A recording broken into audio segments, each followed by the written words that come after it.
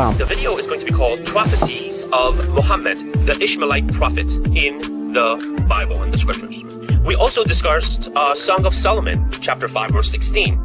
حكوا ممتكين بخلو محمدين زادودي وزرعي بنوت يروشلايم محمد. Yes, the name Muhammad does show up. It does say Muhammadim, but the name Muhammad is very plainly in the text.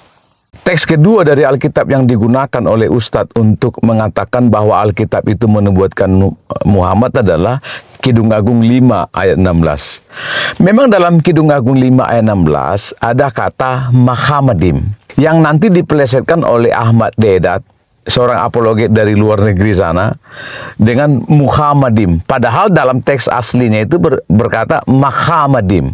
Nah, kalau dari segi etimologi, kata Muhammad itu kan dari kata dasar Ahmad. Jadi kalau dalam bahasa Ibrani dia pakai he, ha, Ahmad. Sedangkan dalam Kidung Agung 5 ayat 16 itu dia pakai het. Makanya kata dasar dari Muhammadim itu adalah Mahmad. Jadi dia pakai het.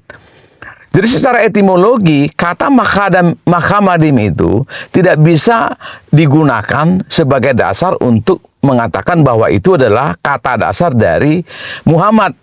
Karena Muhammad pakai huruf he, maka kata dasarnya Ahmad. Sedangkan Muhammadim dalam Kidung Agung 5 ayat 16 itu pakai het, kh, gitu. Jadi Mahmad sangat berbeda dengan Ahmad. Itu dari segi etimologi.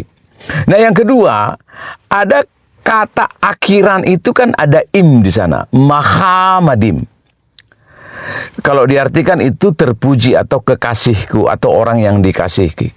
Dalam bahasa Ibrani im itu adalah akhiran untuk jamak atau plural, begitu. Misalnya dalam bahasa Ibrani ada kata melech, itu diartikan king atau raja. Maka melechim dia artinya menjadi raja-raja, artinya ada beberapa raja. Jadi kalau misalnya Muhammadim, im itu diartikan sebagai dari kata dasar untuk Pak Muhammad, berarti Anda harusnya mengartikan Muhammadim itu menjadi Muhammad. Walaupun sebenarnya tadi sudah saya katakan bahwa kata Ahmad itu tidak mungkin kata dasarnya dari kata Mahmad dalam Muhammadim dalam Kidung Agung 5 ayat 16 itu. Jadi ini sesuatu juga yang saya tidak tahu ilmu apa yang digunakan oleh ustadz-ustadz ini. Mereka hanya comot-comot saja. Karena dari segi etimologi itu tidak benar. Yang kedua, secara konteks kitab. Kidung Agung itu kan adalah kitab puisi. Sangat berbeda dengan kitab nubuatan. Makanya ada kitab nabi-nabi dalam perjanjian lama itu.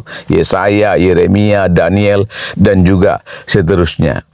Jadi konteks dari Kidung Agung itu adalah Salomo sedang memuji istri-istrinya.